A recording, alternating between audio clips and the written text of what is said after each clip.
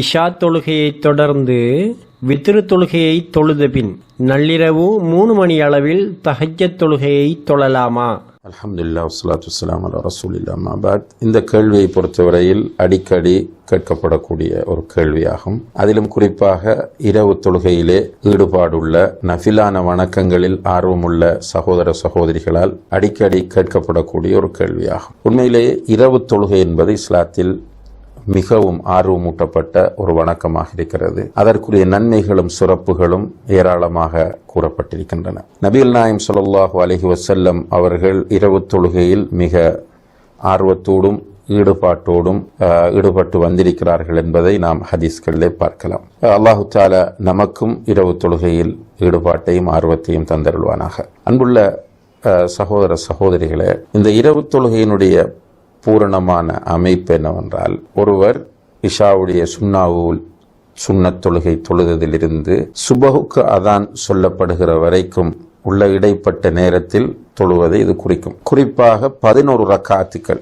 2 8 ரக்காத்துக்களும் பிறகு ஒரே அத்தஹியாத்தில் 3 ரக்காத்துக்களும் வித்ராக தொழுது முடிப்பதுதான் இரவு தொழுகையினுடைய பூரணமான அமைப்பாகும். இந்த தொழுகையை ஒருவர் தூங்குவதற்கு முன்னாலும் தொழுதுவிட்டு தூங்கலாம், இடையில் எழுந்தும் தொழலாம், அல்லது இரவின் இறுதி பகுதியிலும் அவர் இந்த தொழுகையை தூங்கி எழுந்து தொழலாம். இரவின் 3வது பகுதியில், அதாவது இரவின் இறுதி பகுதியில் தூங்கி எழுந்து தொழுவதிலே ஒரு சிறப்பு இருக்கிறது என்னவென்றால், அந்த நேரத்தில் தான் அல்லாஹு தஆலா அடிவானத்திற்கு கீழ்வானத்திற்கு இறங்கி என்னிடம் பிரார்த்திப்பவர்கள் இருக்கிறார்களா, என்னிடம் பாவ மன்னிப்பு தேடி யாராவது வந்திருக்கிறார்களா, அவர்களுக்கு நான் கொடுக்க வந்திருக்கிறேன் என்று அல்லாஹ் சொல்லுகிற நேரம். எனவே அந்த நேரத்தில் தொழுவது மிக மேலானது. இந்த காரணத்தினால் இதல்லாமல் இரவு தொழுகையை இரவில் தொழுது கொள்ள வேண்டும். 2 ரக்காத்துக்களாக 8 இறுதியாக 3 ரக்காத்துக்களை ஒரு அத்தஹியாத்திலும் தொழுது வித்திர், அதை இந்த 3 தான் வித்திர். இப்படி தொழுவதுதான் இதனுடைய பூரணமான வடிவமாகும். இது அல்லாமல் ஒருவர் வித்திர் மட்டுமே தொழ விரும்புகிறார் என்று சொன்னால் இரவில், அதுவும் மார்க்கத்தில் அனுமதிக்கப்பட்ட ஒன்றுதான். சில சகோதரர்கள் தூங்குவதற்கு முன்னாலேயே இந்த வித்திரை தொழுதுவிட்டு தூங்குவார்கள், பிரச்சனை இல்லை, அது மார்க்கம் நமக்கு அனுமதித்த ஒன்றுதான். இன்னும் சில சகோதரர்கள் தூங்கி எழுந்து ஃபஜ்ருக்கு முன்னால் எழுந்து இந்த 3 ரக்காத்தை மட்டும் தொழுது இரவு தொழுகையை நிறைவேற்றிக் கொள்வார்கள். இதுவும் மார்க்கத்தில் அனுமதிக்கப்பட்டதுதான்.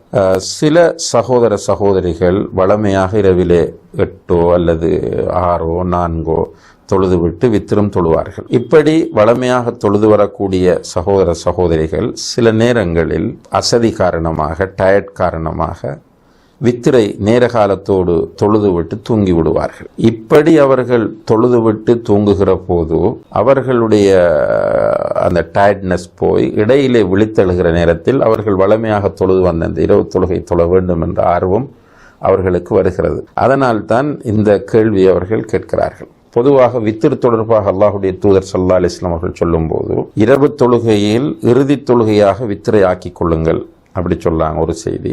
இன்னும் ஒரு ஹதீஸ், ஒரே இரவில் 2 வித்திர்கள் இல்லை என்றும் சொல்கிறார்கள். அப்ப 2 டைம் வித்திர் தொழ முடியாது. இதை அடிப்படையாக வைத்து இஸ்லாமிய அறிஞர்கள் மத்தியிலே கருத்து வேறுபாடுகள் தோன்றுகின்றன. எப்படி என்று கேட்டால், ஒருவர் வித்திரு தொழுது விட்டு தூங்கிவிட்டால் பிறகு அவர் எழுந்து இரவு தொழுகை தொழலாமா என்ற கேள்விக்கு ஒரு சாரார் அப்படி தொழ முடியாது, ஏனென்றால் இரவின் இறுதி தொழுகை வித்திருதான், வித்திரை அவர் தொழுது விட்டார், எனவே அவர் அதற்கு பிறகு தொழக்கூடாது என்று சொல்கிறார்கள்.